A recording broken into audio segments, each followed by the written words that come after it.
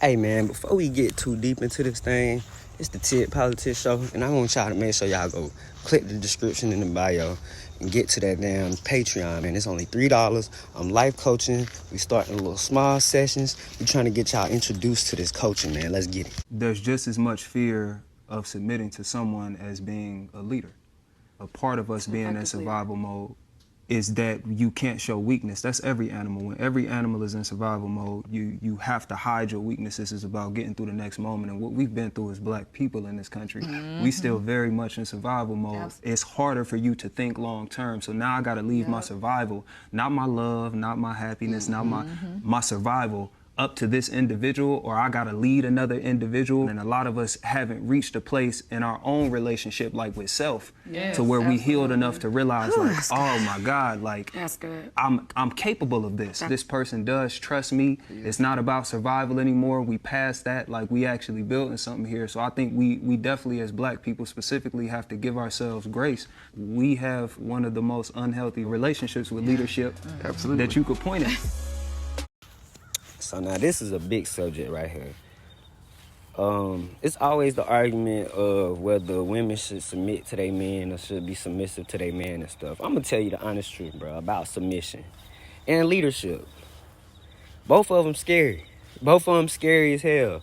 It ain't even you can't even honestly depict which one more scarier than the other one. Think about it. To be submissive in a sense, right?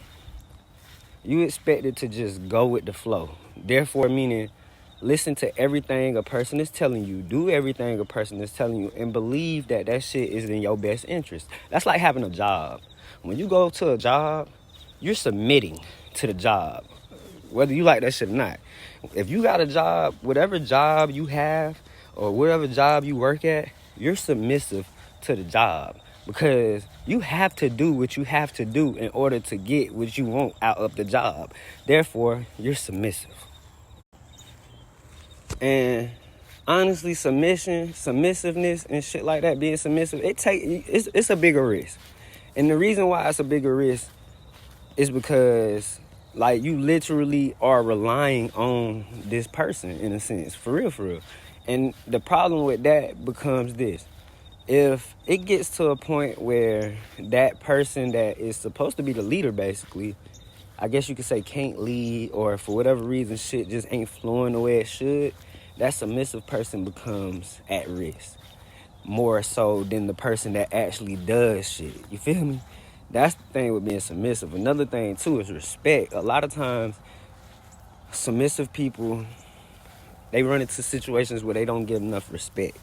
I.e., like having a fucking job. Don't nobody want to be at a job doing everything they tell you to do, listening to everything they tell you to do, and then at the end of the day, you getting shit. You know what I'm saying? But look, so being submissive for a job really ain't no different than a woman being submissive to their husband. Because I'm going to put it to you like this. If you submissive to that job, you doing everything that they asking you to do, you doing everything you're supposed to do, the outcome is getting paid. The outcome is money. The outcome is the things that you desire that help you survive, right? For the wife that submits and is very submissive and does it to a T, her outcome is a husband that hopefully treats her well, you know, takes care of her bills, take care of her and her children. She don't have to want for nothing. She don't have to need for nothing. That's the whole point of it. You feel me? Right? So if people could understand that submissive for your husband ain't no different from being submissive to a job, in the sense of, like, the outcome should be within your favor if you handling it right, or if you have the right husband, like having the right job. It's almost like having the right jobs. Like, if you go pick the wrong job, you go think that's some bullshit, period.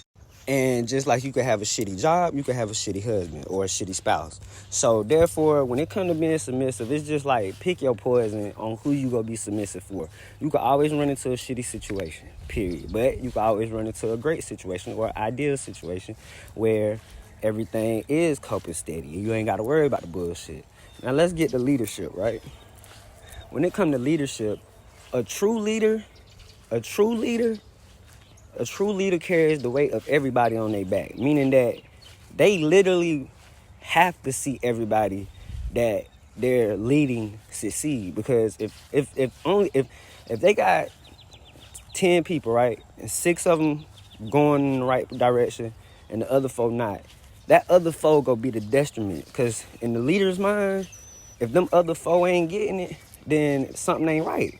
So being a leader is hard because you want to see everybody that you're trying to lead win, period. So what makes being a leader frightening as well is the fact that, like I said, a true leader wants to see everybody on their team winning.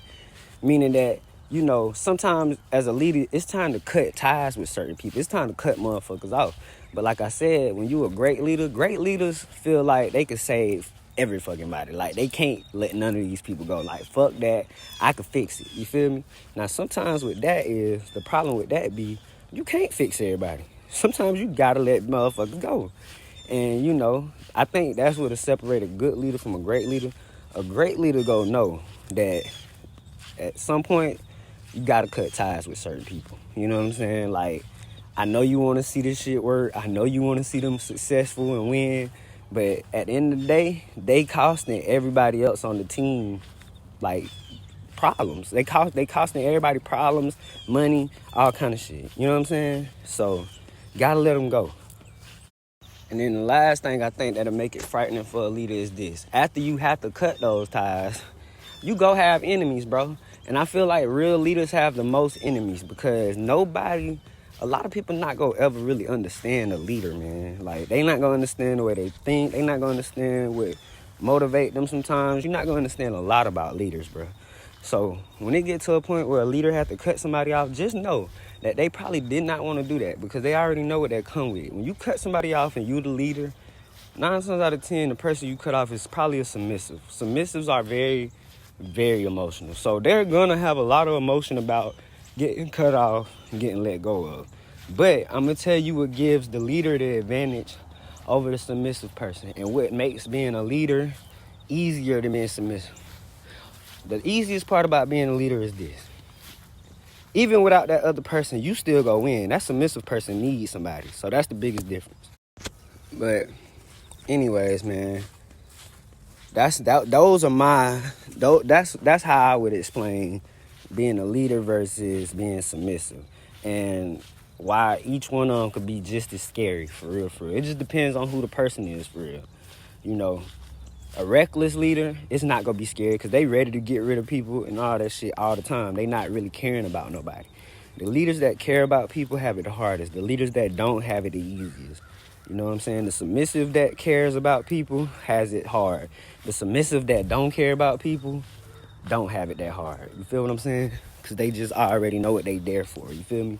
So, I mean, pick your poison when it comes down to it. Either you gonna be a leader or you gonna be a submissive. Whichever one you choose, you could be great in either one of them. Honestly, you could be great in either lane. If you could be an awesome submissive to an awesome leader, it could be an awesome situation. TiggPolitics, join the Patreon.